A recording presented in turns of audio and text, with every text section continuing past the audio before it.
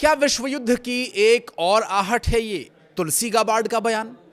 China Pakistan की पक रही अलग ही खिचड़ी, जिसे शाहबाज ने बताया रक्षक, कहीं बन न जाए भक्षक।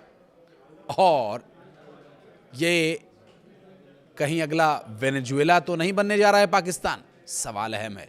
अमेरिका की खुफिया एजेंसी की प्रमुख तुलसी गाबार्ड ने कहा कि पाकिस्तान ऐसी लंबी दूरी की मिसाइलें बना रहा है जो भविष्य में अमेरिका तक हमला कर सकती है। हैरान कर देने वाली बात तो है।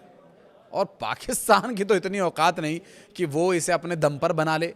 जाहिर है इसके पीछे कोई ना कोई आका तो बैठा ही है, और वो आका कोई और नहीं जिनपिंग हो सकते हैं। नमस्कार, मैं हूं आशीष त्रिपाठी। बात करेंगे इसी पर। वॉशिंगटन डीसी में एक मीटिंग के दौरान तुलसी गाबार्ड ने बताया कि आने वाले समय में दुनिया में खतरनाक मिसाइलों की संख्या बहुत तेजी से बढ़ी है, और इंटेलिजेंस कम्युनिटी का आकलन ये भी है कि करीब 3000 मिसाइलें ऐसी हैं जो अमेरिका तक हमला कर सकती हैं। लेकिन 2035 तक ये संख्या 16,000 से ज़्यादा हो सकती है। तुलसी गाबार्ड के मुताबिक रूस, China, north Korea, Iran, Pakistan जैसे देश नई नई मिसाइली तकनीक और हथियार बना रहे हैं। उन्होंने ये भी कहा कि पाकिस्तान ऐसी इंटरकॉन्टिनेंटल बैलिस्टिक मिसाइल बना सकता है जो बहुत दूर तक मार कर सकती है। तो ईरान भी 2035 से पहले ऐसी मिसाइल बना सकता है। और दरअसल गाबार्ड ने चीन और रूस को सबसे बड़ा और लगातार खतरा बताया। उनके मुताबिक ये देश ऐसी उन्नत तकनीक विकसित कर रहे हैं जो अमेरिकी मिसाइल डिफेंस सिस्टम को भेद सकते हैं। उन्होंने उत्तर कोरिया के साइबर खतरे का भी जिक्र किया और कहा 2025 में उसने क्रिप्टो करेंसी की चोरी के जरिए करीब $2 बिलियन जुटाए थे और उसके हथियार कार्यक्रम को फंड मिला।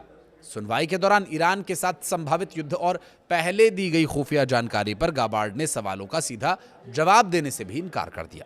उन्होंने कहा कि वे आंतरिक चर्चाओं का खुलासा नहीं कर सकती। साथ ही ये भी चिंता जताई कि अगर ईरान पर हमला होता है तो वे होर्मुज स्ट्रेट को बंद कर सकता है, जो वैश्विक तेल और गैस सप्लाई का अहम मार्ग है। तुलसी गाबार्ड ने रिपब्लिकन राष्ट्रपति को दी गई खुफिया जानकारी के बारे में पूछे गए सवालों को बार बार टाल दिया। इससे डेमोक्रेट नाराज हो गए। सीनेट खुफिया समिति के शीर्ष डेमोक्रेट वर्जीनिया के सीनेटर मार्क वार्नर ने गाबार्ड से पूछा कि क्या उन्होंने ट्रंप को सलाह दी थी कि अगर ईरान को अमेरिकी हमलों का निशाना बनाया गया तो वो खाड़ी देशों पर हमला करेगा और होर्मुज स्ट्रेट को बंद कर देगा। इस सवाल का भी गाबार्ड ने सीधा जवाब नहीं दिया। उन्होंने कहा कि मैंने आंतरिक बातचीत का खुलासा नहीं किया और ना ही करूंगी। उन्होंने कहा कि मैं ये कहना चाहूंगी कि खुफिया समुदाय में हम सभी राष्ट्रपति को उनके फैसलों में मदद करने के लिए उपलब्ध हैं। सभी बेहतरीन वस्तुनिष्ठ और खुफिया जानकारी प्रदान करते हैं। बुधवार को अमेरिकी सीनेट में पेश की गई अमेरिकी इंटेलिजेंस कम्युनिटी की एनुअल थ्रेट असेसमेंट रिपोर्ट के मुताबिक भारत और पाकिस्तान के संबंध में परमाणु युद्ध का खतरा बना हुआ है।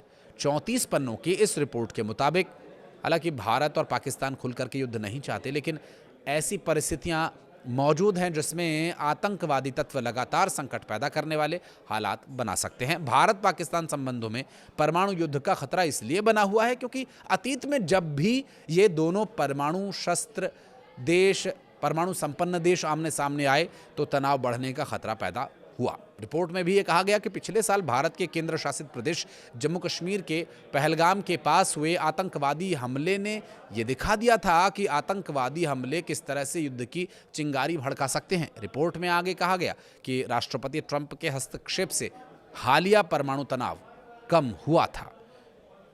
अगर वाकई ट्रंप के हस्तक्षेप से ये नियंत्रित हुआ तो ट्रंप अब तक रूस और यूक्रेन का युद्ध क्यों नहीं नियंत्रित कर पाए? और वो क्या है जिसे गाबार्ड बताना नहीं चाहती, छिपाना चाहती हैं? और वो क्या है जो अमेरिका के ही अधिकारी जानना चाहते हैं और वहाँ की इंटेलिजेंस की सबसे बड़ी लीडर पर वो उंगली उठा रहे हैं? समस्या तो है अमेरिका के साथ, लेकिन वो वक्त के साथ सामने आएगी। कुछ कहना चाहे तो कमेंट सेक्शन में बताइएगा। वीडियो को यहाँ तक देखने के लिए बहुत धन्यवाद।